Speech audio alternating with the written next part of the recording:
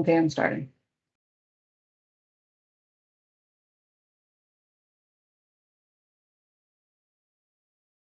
Okay, we're about to present milestone number 2 for our member project report number 2 for our United States Army Corps of Engineers wildfire perennial foe game. Um, Today it'll be Christian and me presenting.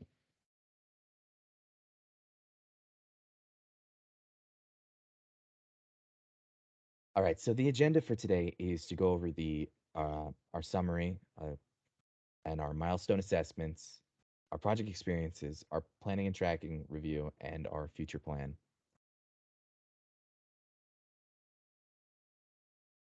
So far, we've made a lot of progress on the game.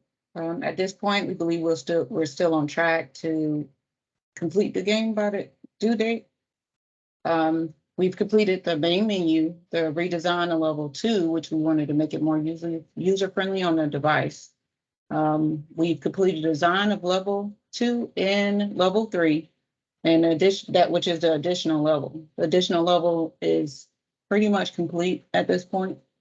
The remainder of the time will be used to complete the programming and testing of each level on the device and to implement the educational cutscenes.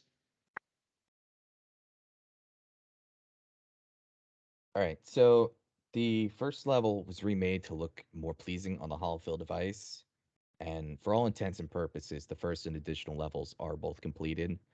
Some last minute changes may be applied, but what is currently shown is essentially the completed project. We redid the two levels, like I said, to be more pleasing.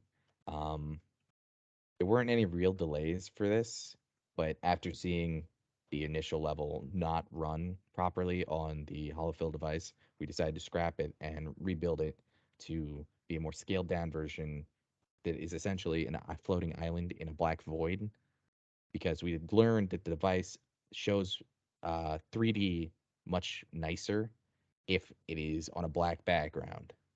So that is what we did. Um, there are a handful of things that still need to be done. The lesson still needs to be added. It's completed. I just do not have it.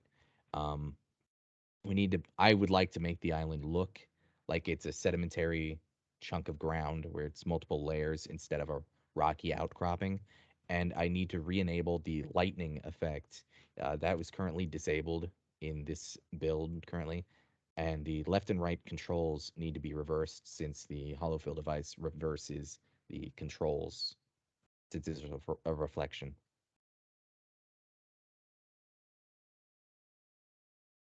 Similar to level 1, we will implement a island type design where the user will use the drip torch to actually start a controlled fire.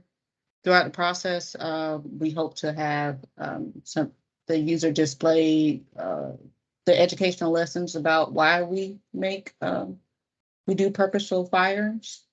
Um, they also want us to implement a wind speed or wind direction limitation so that once the user tries to light a fire in a certain direction, it might lose when the wind is blowing a certain direction, it could go out of control. We're still working on how to implement that in the game, but we do know how to control or determine the wind direction and display it within the game.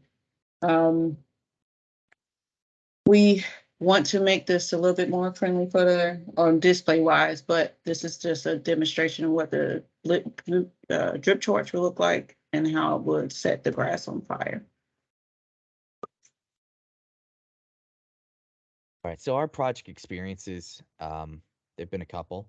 So some areas to improve is project sharing. Initially, we were using Plastic SCM, which is a built-in program in Unity that allows users to upload changes and edits to the project. Unfortunately, it's not very good.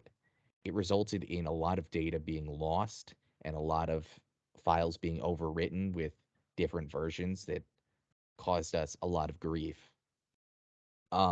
So we have instead decided to just go the old-fashioned route of just sending the project folder to each other to allow us to get the changes the others have done. this keeps us from overwriting previous stuff of ours, and it's a lot easier to manage. Another area to improve is optimization. Unfortunately, we're working on an Android tablet is what it's supposed to run on, so the game cannot be very demanding. This means that we had to scale back our project massively in order for it to hopefully currently run on the device. Um, some lessons learned is always prepare in advance. A previous meeting, I did not prepare for the. We had intended to allow the. We wanted to download the version of the project onto the device. Uh, I did not have the Android systems installed currently, so I could not convert the project to an Android APK file. Uh, this caused other members of my team grief because they now had to do it for me because I kept getting install errors, which shouldn't have happened because I should have done it in advance.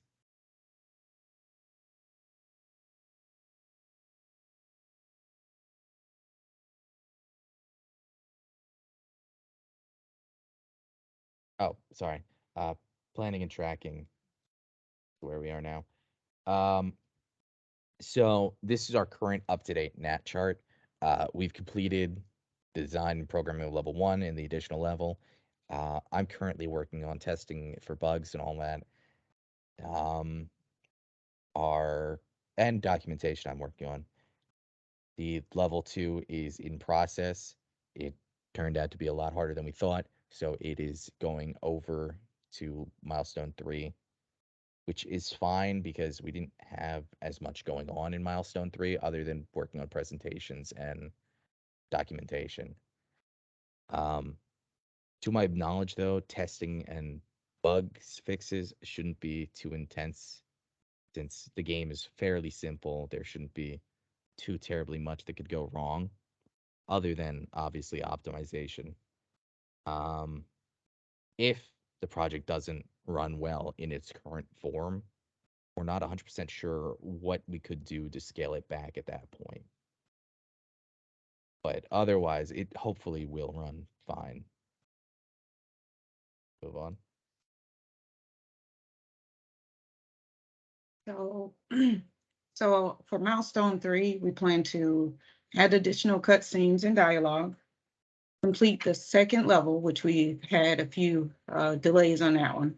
So that's pushed over into milestone 3. We're gonna finally get a second test on how to fill device to make sure it's small enough and compact enough of a game to actually run on the device. We're going to combine all parts of the one into one game, complete documentation, and complete the final report for milestone 3. And hopefully this will be all done still on time. So far, we don't think it'll be delayed since we've completed everything else so far. But we'll see. All right. Thank you all. Thank you.